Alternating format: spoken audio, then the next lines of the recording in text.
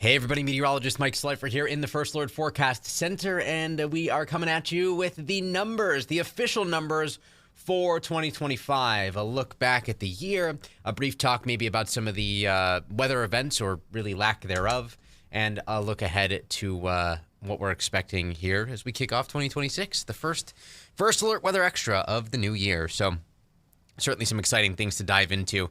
A lot of numbers coming at you here. We'll start off with December of 2025. Official numbers in the books. We finished 4.6 degrees below normal for the Hartford area with an average temperature throughout the course of the month of 28 degrees. And we finished a little bit below normal for precip, aka the liquid equivalent of anything frozen or rainfall, and a little bit below normal for snow. Typically we see 10.1 inches. We saw 8.9 inches of snow.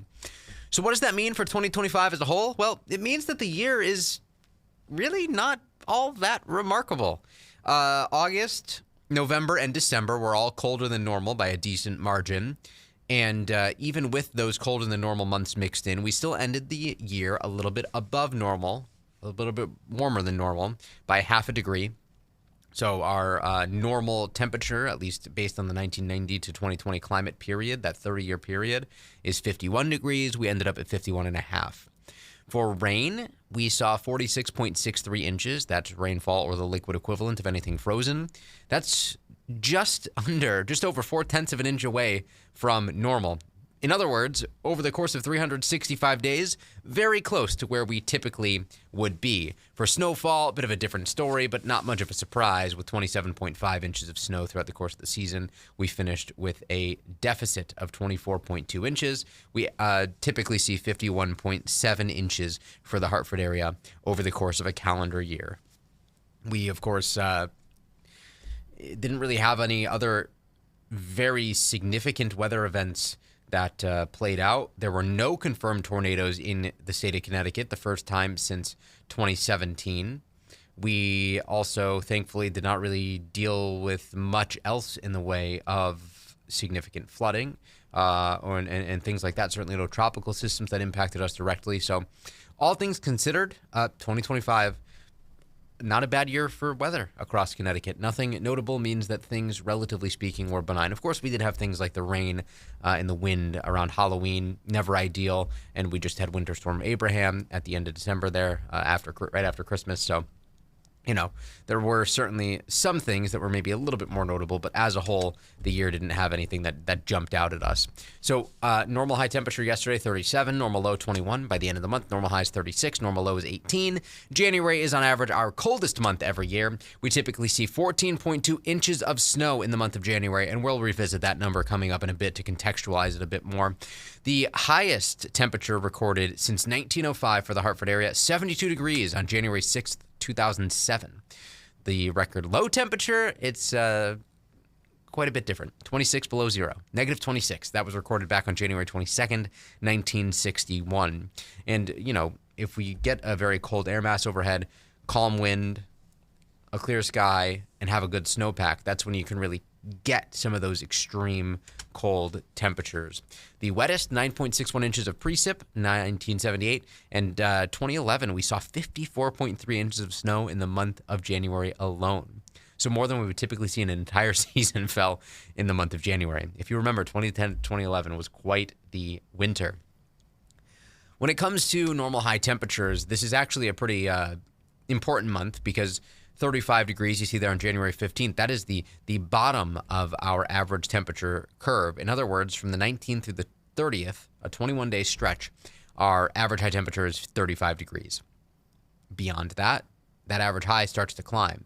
It's 36 by February 1st, 38 by February 15th, into the low 40s by the end of February, into the mid 40s by the middle of March. We don't always see that smooth transition into spring. In fact, it's very rare that we do.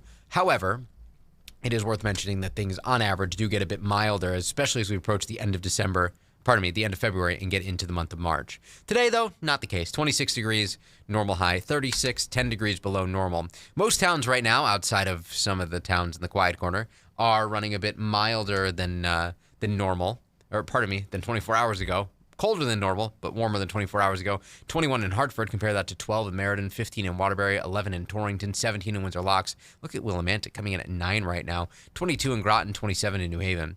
Temperatures will hold steady here, maybe even rise a little bit over the next few hours. And that's just due to a subtle shift in our wind direction. First Alert Futurecast showing that westerly wind continues, maybe even becoming briefly southwesterly in parts of the state. So we'll be watching that pretty closely.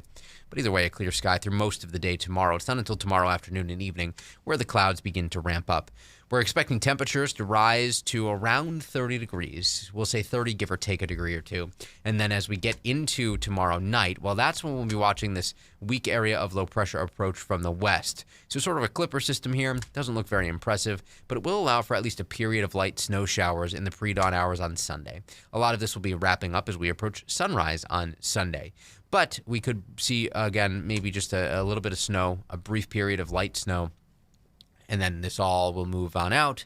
A stronger area of low pressure passes by to our south east, doesn't affect us at all. But with that brief period of light snow showers, we could pick up maybe a coating to a half inch of snow. We're not expecting any significant impacts here, certainly, but don't be surprised if you do see a coating out there on Sunday morning. Temperatures on Sunday between about 30 and 35 degrees in the afternoon. With a little bit of sunshine, we actually expect things to melt pretty nicely, so that's some good news there. Right now, First Alert Live radar is scanning clear and dry. We have nothing to track across Connecticut, and we do not expect that to change. Earlier today, we were tracking some flurries. Those have all since dissipated. Some lake effect snow continues for parts of New York State. Nothing that is going to make it here, and nothing that will impact us. Here's our ICAM view right now, looking live in Mystic. Snow-covered boardwalk next to the Mystic River. We'll take you next to our iCam here in Middletown. A pretty tranquil night right now. Followed up with a live look at our iCam in New Haven. The green is still half snow-covered. Maybe a brief coating out there on Sunday, but it will look very green relative, of course, to what you might expect in January once we get into next week. And that's because things are going to get much milder. A little tease ahead there. We'll talk about that in a second.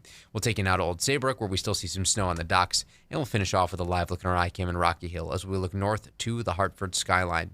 January 2nd, a cold day across Connecticut. We have more cold weather on the way this weekend. Temperatures running below normal through Monday. That little system does reinforce the cold Sunday into Monday, down to 12 degrees Monday morning, 26 degrees Monday afternoon. And then overnight temperatures start to climb. In fact, they'll be above freezing by the end of next week. Daytime temperatures start to climb too. We're between 25 and 30 degrees Monday, upper 30s, low 40s on Tuesday. And then we're back in the lower 40s Wednesday. We can't rule out some isolated showers, given the temperature profile, though, likely rain.